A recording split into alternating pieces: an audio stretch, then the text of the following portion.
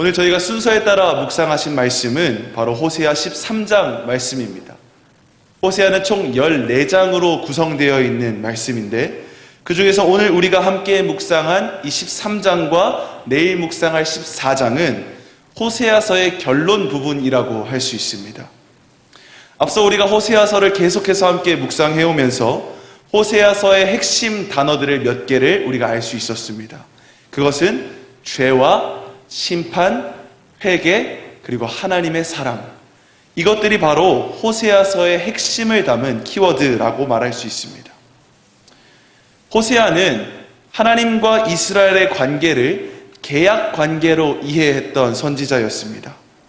출애굽 해방을 통해 하나님의 은혜를 경험한 이스라엘 백성들은 시내산에서 하나님께서 세우신 하나님의 계약의 상대자들로 선택되었고 십계명을 비롯한 모든 율법들은 이스라엘이 하나님과의 계약을 통해 지켜야 할 법도들이었습니다.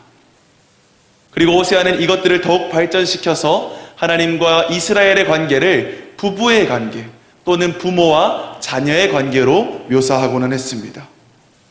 그러나 우리가 성경을 통해서 알 수 있듯이 이스라엘의 역사들을 돌아볼 때 이스라엘은 끊임없이 하나님께서 율법에 정하신 기준들을 파괴함으로 스스로 하나님과 자신들과의 이 계약 관계를 파괴하는 모습을 우리에게 보여줍니다. 호세아 선지자는 바로 이것을 죄악의 본질로 보고 있었습니다. 호세아 선지자가 말하는 죄는 다른 것이 아니라 이스라엘이 하나님을 아는 지식과 또 그분을 향한 사랑을 상실했기 때문에 생겨난 것이라는 것입니다. 오늘 우리가 함께 묵상한 이 13장 말씀은 크게 세 부분으로 나누어서 볼 수 있습니다. 첫 번째 부분은 1절에서 3절까지 그 내용은 우상숭배에 대해 신랄하게 비판하시는 내용입니다. 둘째 부분은 4절에서 8절까지 그 죄악에 대해서 이제는 심판자로 다가오시는 하나님이 묘사됩니다. 그리고 셋째 부분인 9절에서 마지막 16절까지는 이제는 그 심판자 되시는 하나님께서 집행하시는 형벌의 내용들에 대해서 이야기하고 있습니다. 우리가 이 세 부분을 잠시 좀 나누어서 살펴보기를 원합니다. 먼저 첫 번째 부분인 1절에서 3절까지는 이스라엘이, 그 중에서 특별히 에브라임을 지금까지 행했던 모든 죄악들, 특별히 우상 숭배에 대해서 비판하십니다. 앞서 말했듯이 호세아 선지자는 하나님과 이스라엘의 사이를 계약 관계로 이해하고 바라보고 있습니다. 그리고 그 관계는 십계명의 첫 번째와 두 번째 계명에서 그 관계에 대해 가장 잘 드러내고 있습니다. 나 외에 다른 신을 섬기지 말라. 우상들을 만들지 말고 절하지 말고 그것들을 섬기지 말라. 하나님은 십계명을 주실 때 첫 번째와 두 번째 계명에 우상 숭배하지 말아라 라고 말씀하실 만큼 우상 숭배를 끔찍하게도 싫어하시는 분이셨습니다. 그런데 여기서 우리가 더 주목해 보아야 할 부분은 우리가 함께 읽은 본문 1절에 보면 에브라임은 하나님이 아닌 다른 모든 우상들 중에 특별히 바알을 섬겼음을 고발당하고 있습니다. 이스라엘 역사를 살펴볼 때 이스라엘은 수많은 우상들에 대해서 엎드려 절하고 스스로 만들고 하나님 앞에 우상 숭배를 저질렀습니다. 그런데 1절에 보면 특별히 바알을 섬겼다고 지적하고 계십니다. 바알은 누구입니까? 바알은 고대 근동에서 농경의 신, 풍요의 신, 생명의 신으로 여겨지는 우상입니다. 왜 다른 모든 우상들 중에 이 바알의 이름을 언급하면서 하나님이 우상 숭배에 대해 지적하셨을까요? 지금 1절에서 고발당하고 있는 이 에브라임, 이 에브라임이라는 이름의 뜻은 두 배를 받는다라는 뜻을 가지고 있습니다. 지금 1절에 등장하는 이 에브라임이 과거 북이스라엘의 중심이었던 에브라임 지파를 말하는 것인지 아니면 사마리아 왕궁이 있었던 에브라임 산지를 말하는 것인지에 대해서는 아직도 의견이 분분하지만 어쨌거나 이 에브라임이라는 이름이 가지고 있는 이미지는 뭔가 모자라고 약하고 가난한 이미지보다는 강하고 풍성하고 넉넉한 이미지를 갖고 있습니다. 이러한 에브라임이 말을 하면 사람들이 떨었다는 것입니다. 그는 강한 자였습니다. 그런데 그가 교만해졌습니다. 그가 이스라엘 중에서 자신을 높이더니 결국 바알로 말미암아 범죄함으로 망하였다고 성경이 말씀하십니다. 에브라임에게 복을 주신 분은 누구이십니까?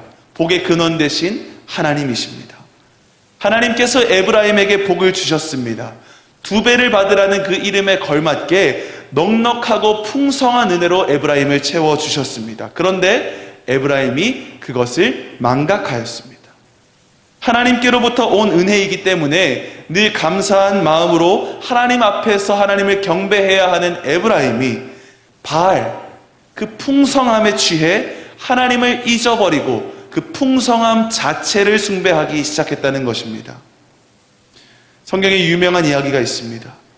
한 부자가 곳간에 곡식과 재산을 잔뜩 쌓아두고 만족해하며 말합니다. 내가 세상에 나보다 부유한 사람이 없으니 내가 하나님이지 않을까? 내가 곧 하나님이 아니겠느냐? 라고 말을 합니다. 그때 하나님 나타나 말씀하십니다. 이 어리석은 사람아, 주께서 오늘 밤에 너의 생명을 거두어 가시면 네가 이 모든 것 중에 과연 무엇을 가지고 하나님 앞에 설 수 있겠느냐? 기독교인들에게 비극은 하나님이 아닌 것들을 하나님보다 앞세우기 시작한 순간부터 일어나게 됩니다. 그러나 불행하게도 우리가 살아가는 이 세상은 우리로 하여금 하나님보다 다른 것들을 앞세우도록 부추기는 문화 속에서 우리가 살고 있습니다. 그렇게 하나님은 오늘도 우리에게 이 호세아 13장의 첫 부분을 통하여 경고하여 주시는 것입니다. 아무리 세상 가운데 하나님보다 더 좋아 보이는 것이 있다 할지라도 하나님보다 그것을 앞세우는 모든 행위는 공의의 하나님이시기에 하나님은 심판과 하나님의 징계로 우리에게 다가오실 수밖에 없음을 우리에게 미리 경고하여 주시는 것입니다. 이어서 호세아 13장의 둘째 부분인 4절에서 8절까지는 이스라엘의 목자가 되어주셨던 하나님께서 이제는 이스라엘을 습격하시는, 심판하시는 두려운 심판자의 모습으로 다가오십니다. 4절에서 하나님은 이스라엘로 하여금 하나님과 이스라엘의 언약 관계를 다시 한번 설명하십니다. 바로 그때의 장면, 시내산에서 언약을 세우시던 장면, 그리고 그 모든 관계의 근간이 되는 십계명의 첫 부분을 말씀하십니다. 즉, 이제부터 이스라엘이 심판을 받게 될 것인데 그 심판을 받게 되는 이유는 이스라엘이 스스로 하나님과의 이 언약의 관계를 저버렸기 때문이라고 하나님이 말씀하시는 것입니다. 그들이 광야에서 하나님을 부를 때에 하나님이 이스라엘의 목자가 되셔서 그들을 먹이시고 채우시고 이끄셨는데 사실 광야를 걸어야만 했던 그 이유도 이스라엘이 하나님 앞에 교만하여 범죄하였기 때문이지만 인자가 풍성하신 하나님은 만나와 메추라기를 보내시고 구름 기둥과 불 기둥으로 인도하시고 옷과 신발이 헤어지지 않게 하시고 마치 목자가 자신의 양떼를 돌보듯 신실하게 돌보셨는데 그러한 이스라엘이 이 넘치는 은혜 속에서 감사를 선택하지 못합니다. 오히려 배가 부르고 불러서 하나님을 또 망각하는 범죄를 저지릅니다. 금송아지를 만들고 바알을 숭배하고 하나님이 가증히 여기시는 우상 숭배를 저지르는 역사를 계속해서 반복합니다. 저는 이 부분을 묵상하며 이러한 생각을 하게 되었습니다. 감사의 반대말은 무엇일까요? 감사의 반대말은 감사하지 않는 것일까요?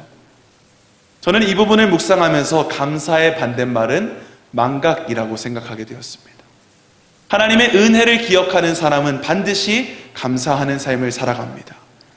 그러나 자신의 삶 가운데 이미 더하신 하나님의 은혜와 놀라운 사랑을 망각한다면 그 사람은 자신의 말과 행동에서 감사를 상실하게 됩니다. 이스라엘은 하나님을 망각했기 때문에 감사를 상실했고 감사를 상실한 이스라엘은 우상 숭배를 저지릅니다. 그러나 하나님은 이스라엘의 이러한 신앙적인 탈선을 결코 내버려 두시는 분이 아니셨습니다. 자신의 양떼들의 배신을 보신 하나님은 지금까지는 양떼를 신실하게 돌보시는 목자로 다가오셨지만 이제는 스스로 양떼를 습격하는 맹수의 모습으로 다가오십니다. 7절과 8절에서는 사자, 표범, 새끼를 잃은 어미곰, 암사자, 들짐승 양떼를 습격하는 위험한 동물들로 스스로를 비유하시며 이스라엘을 심판하실 것을 말씀하십니다. 저는 말씀을 나누기 위해 이 호세아 13장 말씀을 묵상하면서 하나님이 참 두려운 분이구나 라는 생각을 하게 되었습니다. 우리를 너무나도 사랑하시기 때문에 저조차도 한 번쯤은 하나님이 두렵다는 사실을 망각할 때가 있었음을 스스로 깨닫게 되었습니다. 그러나 하나님은 성경에 분명히 결코 가볍게 여김당하지 않으시고 속지도 아니하시고 만홀히 여김받지 않으신다고 말씀하십니다. 사랑하는 자녀가 가야 할 길에서 벗어나 허랑방탕한 길로 빠져가는데 얘야 그러지 말아라 라고 말만 하는 부모는 자녀를 사랑하는 부모가 아닙니다. 부모는 자녀를 사랑하기 때문에 사랑에 매를 드는 법입니다. 비록 이 매가 지금은 잠깐 자녀의 몸과 마음을 아프게 할 수는 있지만 부모도 그것을 알지만 자녀가 그대로 가다가는 이후에 마주하게 될 고통이 더욱더 크고 깊기 때문에 그것을 차단해주기 위하여 부모는 그 징계 속에 사랑을 담아 자녀에게 건네주는 것입니다. 저는 하나님 아버지도 마찬가지이시라고 생각하게 되었습니다. 하나님이 우리를 징계하실 때 그 징계의 본질은 사랑입니다. 하나님은 사랑의 하나님이시지만 동시에 죄를 용납하실 수 없는 공의의 하나님이십니다. 하나님의 사랑이 하나님의 공의를 통과해 범죄한 이스라엘에게 다가온 것이 바로 하나님의 징계인 것입니다. 하나님은 결코 망하게 할 의도로 자녀들을 징계하시는 분이 아니시라는 것입니다. 이어서 마지막 세 번째 부분인 9절에서 16절입니다. 이 마지막 세 번째 부분에서 호세아는 하나님을 대적하는 대적자들에게 임할 결코 피할 수 없는 심판들에 대해 이야기합니다.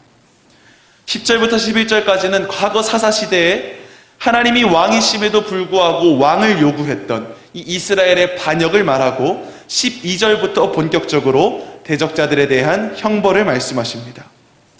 그들이 겪을 형벌이 얼마나 고통스러운지 하나님이 묘사하십니다. 그동안 이스라엘이 범한 모든 불의와 죄가 마치 법률 문서나 아니면 매매 문서를 잘 보관해 두는 것처럼 하나님이 보관해 두셨고, 이는 이스라엘의 범죄가 그에 합당한 징계를 받기 전까지는 결코 잊혀지지 않을 것임을 묘사하십니다. 호세아는 이스라엘 백성이 심판받는 모습을 마치 해산하는 여인의 고통에 비유합니다. 순탄한 해산도 쉽지 않은 고통을 수반하지만 아이가 태의 문에서 나오지 않는 그 난산에 비유하면서 그와 같은 고통이 임할 것을 묘사합니다. 또 14절에서 하나님은 내가 그들을 스올, 즉 음부의 권세에서 속량하며 사망에서 구속하실 것이라 말하며 스올과 사망에게 너희들이 이스라엘을 벌하지 않고 과연 지금 무엇을 하고 있냐고 질문하십니다. 이러한 질문은 그 다음에 등장하는 하나님의 말씀, 뉘우침이 내 목전에서 숨으리라 라는 그 하나님의 말씀을 통해 더 깊이 이해됩니다. 이 뉘우침이 내 목전에 숨으리라 라는 이 말씀의 원어를 직역해보면 이제 내게 동정심 같은 것은 없다 라는 표현입니다. 사망과 스올에게 내 백성 이스라엘을 징계하라고, 너희들이 가서 내 백성 이스라엘을 치라고 말씀하시면서 하나님이 이제 내게 동정심 같은 것은 없다라고 말씀하십니다. 두렵지 않을 수가 없습니다. 하나님의 심판이 얼마나 두려운 것인지 다시 한번 기억하게 됩니다. 하나님은 죄를 기록해 두시고 보관하셨다가 때가 되면 심판하신다는 이 말씀 앞에 과연 그 누가 자유로울 수 있겠습니까? 음부의 권세와 사망까지도 심판의 도구로 사용하시는 하나님의 모습을 묵상하면 두려움이 우리를 엄습합니다. 이스라엘이 바알과 수많은 이방신들을 통해 생명과 풍요를 얻으려고 했지만 도리어 생명과 풍요 되시는 하나님을 저버린 결과로 그 모든 것을 완전히 빼앗기고 말 것입니다. 오늘 우리가 함께 묵상하는 이 13장 말씀은 처음부터 끝까지 우리를 두렵게 만듭니다. 제가 오늘 말씀을 나누기 위해 13장을 준비하면서 아이고, 하필이면 제가 설교하는 날 이런 어려운 말씀을 나누게 하신 하나님은 과연 무슨 뜻이 있으실까 하는 생각을 하게 되었습니다. 제가 두려운 마음을 가지고 23장 말씀을 묵상하고 준비하다가 한 가지 깨달은 사실이 있습니다. 13장 말씀을 묵상하다 보면 처음부터 끝까지 우리를 두렵게 만드시는 하나님의 이야기가 담겨져 있지만, 그러나 오늘 우리가 하나님의 말씀을 묵상할 때 두려움이 느껴진다는 것은 도리어 우리에게 복된 것이라는 사실입니다. 오늘 우리가 하나님의 말씀을 볼 때 두려움이 있다는 것은 아직 하나님의 긍휼이 우리에게 있다는 사실입니다. 아직 우리에게 하나님의 긍휼이 있을 때 우리가 하나님 앞에 온전하지 못한 부분이 있다면 스스로 점검하고 돌아오라는 아버지의 사랑의 음성이 바로 이 두려움 속에서 느껴진다고 깨닫게 되었습니다. 인간의 모든 죄는 하나님 앞에 결코 감춰질 수 없습니다. 머리털까지 세심받으신 하나님께서 그 하나님 앞에서 우리가 과연 무엇을 숨길 수 있겠습니까? 오늘 말씀을 준비하면서 저부터 회개하지 않을 수 없었습니다. 알고 지은 죄, 모르고 지은 죄, 그 모든 죄들을 생각하면, 그리고 오늘 본문에 묘사된 하나님의 모든 심판과 징계가 저에게 임해야 하는 것입니다. 그러나 오늘도 우리가 다만 망했다, 슬퍼하고 두려워하고 괴로워하지 않고 기뻐 뛰며 감사할 수 있는 이 이유는, 오늘 아침에 호세아 13장 이 두려운 말씀을 묵상하면서도 우리가 소망을 가지고 기쁨으로 하루를 시작할 수 있는 이유는, 그러한 죄인된 우리를 위하여 예수 그리스도께서 이 땅에 오셨기 때문입니다. 그래서 예수 그리스도께서 이 땅에 오신 것이 복된 소리, 복음인 것입니다. 죄를 잊지 않으시고 그에 합당한 형벌을 내리시는 하나님께서 자신의 자녀와 같은 신부와 같은 이스라엘에게도 죄를 결코 용납하지 않으시는 이 하나님께서 우리의 모든 죄를 담당하시고 십자가에 못 박히심으로 우리의 모든 죄를 사하신 예수 그리스도를 통하여 그 심판을 우리에게서 넘기셨습니다. 이것이 우리에게 소망이 되는 것임을 믿습니다. 그러나 동시에 이것이 우리에게 결코 범죄의 핑계가 되어서는 안 된다는 것입니다. 왜냐하면 하나님은 속지 않으시고 만홀히 여김받지 않으시고 가볍게 여김받지 않으시는 분이시기 때문입니다. 하나님은 오늘 우리에게 요구하십니다. 마음과 뜻과 생명을 다해 주님을 사랑하라고 요구하십니다. 우리가 이제 진정 구원을 얻은 자라면 더욱 우리 스스로를 깨끗하고 정결하게, 구원에 합당한 자답게, 오늘 말씀에 나온 모든 이 두려운 심판들이 사실은 내게 임하여야 할 것이지만 나의 구주 예수 그리스도로 인하여 나는 구원을 받았으니 이 은혜에 감격하며 오늘 하루를 이 구원의 가치를 드높이며 살아가시는 모든 성도님들이 되시기를 간절히 소망합니다. 저와 사랑하는 모든 성도님들의 삶 가운데 이스라엘을 향했던 하나님의 징계와 채찍이 아닌 예수 그리스도를 통한 하나님의 자비와 사랑이 끝없이 넘쳐나기를 간절한 마음으로 소망합니다.